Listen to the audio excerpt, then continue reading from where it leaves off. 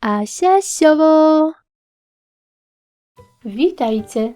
Dziś pokażę Wam, jak zrobić bombowy prezent na Dzień Ojca.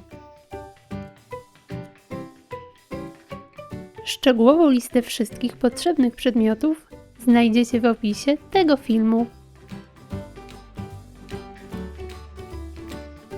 3 paski bibuły o szerokości około 2 cm skręcam.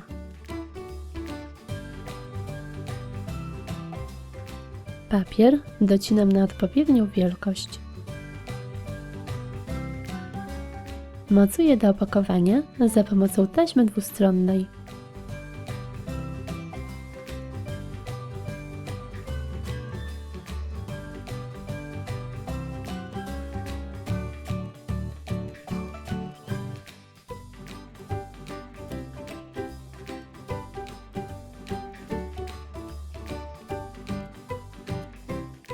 Tak owijam 3 opakowania. Następnie mocuję do nich zwiniętą bibułę.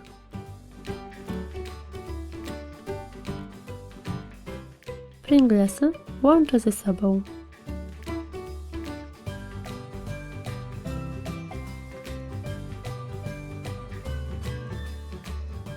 Taśmę maskuję paskami czarnego papieru.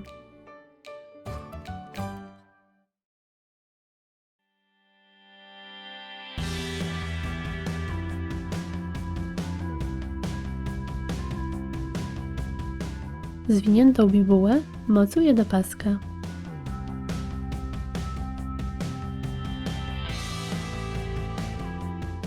Naklejam tabliczkę z czasem. Na koniec mocuję napis.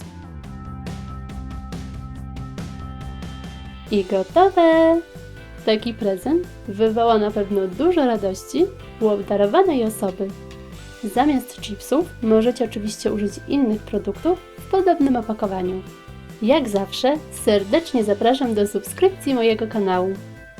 Pozdrawiam! Pa, pa!